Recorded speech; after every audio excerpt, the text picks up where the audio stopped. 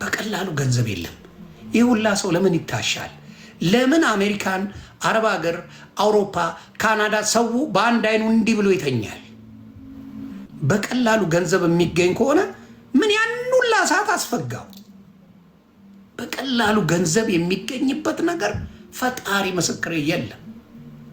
there's nothing። ሲያጭበረብሯችሁ ምን ይላሉ? it's very simple 300 400 አንዴ ክፈሉ ከዛ በኋላ ይስተካከላል ይላሉ። ትከፍላላችሁ። ከዛ በኋላ ስትጠይቁ አረቀስ እያላችሁ እኮ ነው ነገራችሁ መልመድ አለበት ምናምን።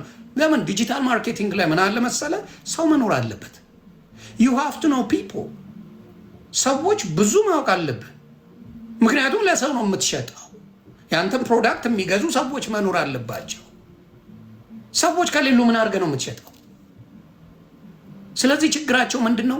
ክላሪፋይ አድርገው ወንድምናቶቻቸው ለመርዳት ሳይሆን ከዛች ከሚያስገቡት $400 ላይ ኮሚሽን አላቸው። አንድ ሰው በተመዘገበ ቁጥር ከ400 ወይ ከ300 ላይ ግማሹ የነሱ ነው። ገስዋል አንድ ሰው በየቀኑ አስገቡ ማለት እነሱ $150 ሸቀሉባችሁ ማለት ነው። ስለዚህ $150 ኤቭሪ ዴይ ከአንድ ሰው ካገኙ ሁለት ሰው ከሆኑ $300 እንዲሁ ዘግተዋል።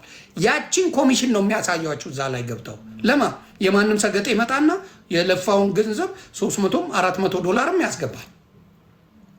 ከዛ በገባው ሰው መጠን የአንድ ወሩን ላሳያችሁ 300 ገባ። ምን ሆነ? በወር $9,000 ሆነ። ያቺን ረቨኑ ነው የሚያሳያችሁ እንጂ ሴልስ አይደለም። ሴልስ የሚሉት እሱን ምንድነው? ያስገቡት ሰው ነው ሴልስ የሚባለው። ለሰው የሸጡትን ነው። አይ ኖው ዲጂታል ማርኬቲንግ የሸጡትን ሰው የገባውን ሜምበር የሆነውን እዛ ላይ እንደ ሴልስ ነው የሚታሰበው። ስለዚህ ይህን ያህል ሰው ስታስገቡ $300 አሁን ሁለት ሰው ከተመዘገበ በየቀኑ $300 ይሆናል። ናው $300 በወር $9,000 ነው። ትገባላችሁ። አንቺንም ሌላ ሰው አስገቢ ነው የምትባለው፣ ለሌላ ሰው ሽጤ ነው የምትባለው። እና ያጭበረብሯቸዋል። ፕሮዳክት እንደሸጡ አድርገው ሲሰክሱ ታያለ። ይሄ በጣም አሜሪካን ሀገር የተለመደ ነው። ለአዲሶች ለሶሻል ሚዲያ ላይ ተፍተፍ ለማይሉ ሰዎች ይመስላቸዋል። አጋራንቲው የተመዘገባችሁ ሰዎች አንዳችሁም ገንዘብ አልሰራችሁም።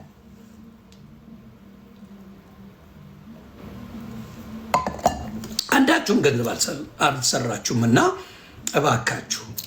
እባካችሁ አብዛኞቹን አበሻን ለመርዳት ሳይሆን ከአበሻ ገንዘብ ለመውሰድ የሚሰሩ ናቸው።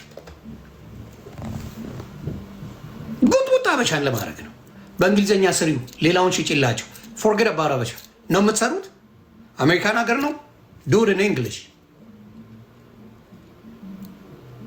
ዱ ኢት ኢን እንግሊሽ። በእንግሊዝኛ ሰው ሌላውን አትሸውዱትማ። የፈረደው አበሻ ሰገጤ ነው። አበሻ ይሸውዳል። እስቲ ስሩት። ለአበሻ ተዉት። ለሌላ ሀገር ለሌላ ዜጋ ስሩ። አታረጉት። እና አበሻ ወንድምና እህቶቼ ቀድማችሁ ገንዘብ አምጡ ካሏችሁ ጥያቄ ምልክት አድርጉ። ቀድማ ለምን ያስፈልገ? ገንዘብ የሚሰራ ከሆነ አንቺ ግቢልኝና ልስራ በሏት። ወንድም ከሆነ ሴት ኖ አንተ ክፈልልኝ፣ ገንዘቡ ከመጣ በኋላ ሰርቼ እከፍላለሁ በሉት። 9,000 10,000 ሜክ አድርገው የለም $300 ለእነሱ ምናቸው ነው? ምናቸው? 9,000 10,000 ለሚሰራ ሰው ለአንተ $300 ለወገኑ ሰጥቶ መስራቱን ምንድን ነው ችግሩ? እኔ 10,000 ብር ከሰራው $300 ለአንዱ ከፍዬ አስጀምሬ ከዛ ገንዘቡን መቀበል ከባድ አይደለም። ግን ሁል ጊዜ ምንድን ነው አበሻ ይመታል። ወደ ለጠፍኩት አካውንት ሄዳለሁ። አሁን የለጠፍኩት አካውንት